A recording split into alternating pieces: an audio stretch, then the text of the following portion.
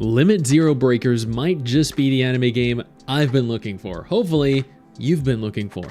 This game is just like PSO2, like Dungeon Fighter Online, like Closer, Soul Worker. This is an upcoming anime-style action RPG developed by Vic Game Studios and published by NCSoft. And I know what you guys are thinking. NCSoft, really? They are horribly pay to win. They're incredibly grindy.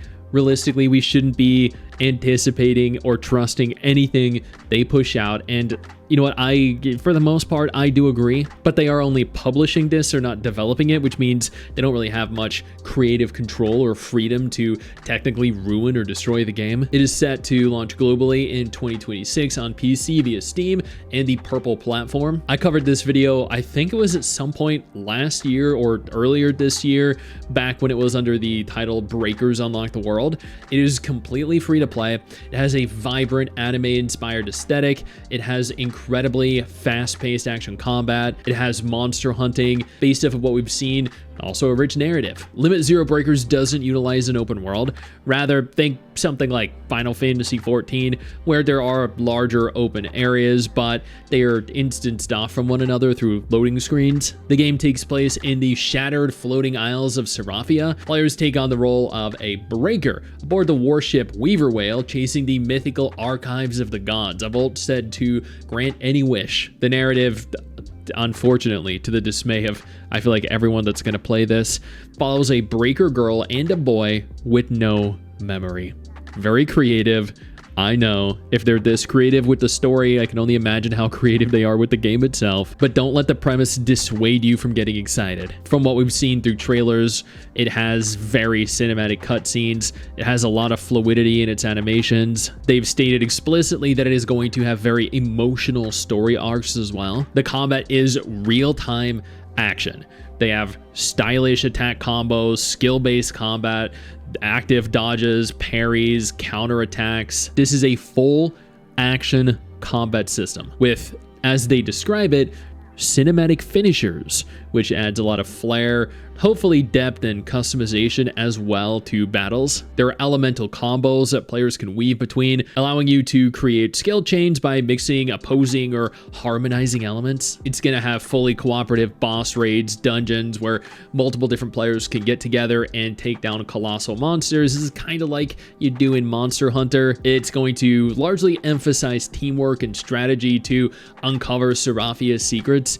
A lot of the game can be played solo, but multiplayer is going to be a key facet because it's going to make things faster, it's going to make things easier. You can either build a team of characters with distinct, unique fighting styles that you control yourself.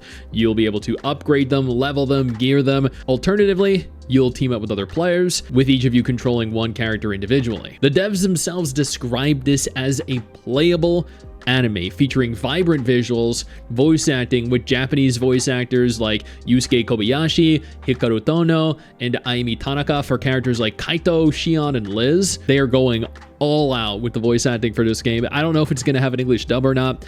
Evidently, it's going to have a Japanese one. I know a lot of players prefer Japanese dubs to English dubs anyway, so I think in the grand scheme of things, this is going to be perfectly fine. As a huge anime fan myself, as someone that loves games like Blue Protocol, Wuthering Waves, Soul Worker, Curd Spell, this is right up my alley, especially if you're a fan of any of the aforementioned games, Genshin Impact, Grand Blue Fantasy, the Tales of games. The vivid art style, emotional storytelling, or cinematic cutscenes that are associated with all of these games. They're also collaborating with Kadokawa, which is known for its manga and anime expertise, along with the animation team that did the final season of Attack on Titan. Before we go any further, I do want to take a moment here to thank all of my incredible patrons over on Patreon and my YouTube channel members who allow for me to continue to do dedicated videos like this every single day. You guys are absolutely phenomenal, and I genuinely cannot thank you all enough for the support. From the combat we've seen in all the different gameplay trailers they've released, and from what I've found online, the real-time combat system is going to reward both skill and creativity, allowing for fluid mechanics and elemental combos that, in their words here, make every fight visually spectacular and tactically engaging. I think, personally, while sure, that could definitely be the case, the reality is it's going to be much more grounded, but it is going to engage dodges, parries, counterattacks. This is not something that is going to be as easy as your run-of-the-mill tab target MMOs that are released these days, or turn-based RPGs. It's going to require a little bit of skill, mechanical and situational awareness as well. I think it's awesome that a lot of the game is actually playable either by yourself, so casual players like you and me can actually enjoy it, filling out our party with our own characters that we ourselves build and recruit, or alternatively with other players that can, in theory, also carry us if we're really just not very good at the game. As someone that loves to play co-op games with my wife, Mrs. STIX, this is definitely up our alley. It is honestly kind of rare to see in anime-style ARPGs. Fans of Monster Hunter or similar games will appreciate the focus on tracking and defeating massive bosses to gather materials for character upgrades. Unlike most MMOs, this actually adds a different style of depth and replayability. I just hope the resources and materials required aren't too great in number, because refarming the same bosses over and over repetitiously for days, weeks, or months is going to ultimately be a horribly boring loop. This is going to be free to play, cross-platform, which means it's very easy to jump into the game. It is also very easy to play the game worldwide. A playable demo is also going to be at TGS 2025, which is towards the end of September. Players are going to be able to experience the game fully, learn more about it. Unfortunately, I don't think I'm going to go there. I haven't secured any sponsors for TGS yet. I did for Gamescom, but not for TGS, unfortunately. It's unconfirmed right now, but there are definitely a few people online that are concerned it could be pay to win, or it could be overly monetized.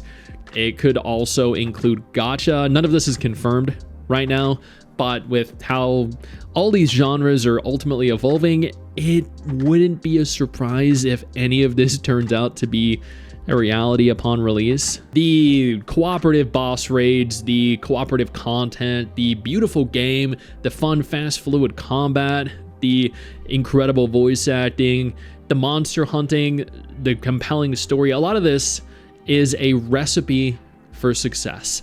A lot of this sounds like a great game to play. Will it be? Maybe. I guess only time will ultimately tell. Either way, this is a game that deserves to have an eye kept on it, because this could be the anime game we've been waiting for. I know you think that you just hit the end of the video, and technically, yeah, you have. And I know your first reaction is to close out of it at this juncture, but don't. No, instead, I urge you to take a moment here and click one of the videos on screen that are coming up in just a moment, so you remain up to date with everything going on in the gacha genre. Trust me, you're not going to regret doing so. Stay flaccid.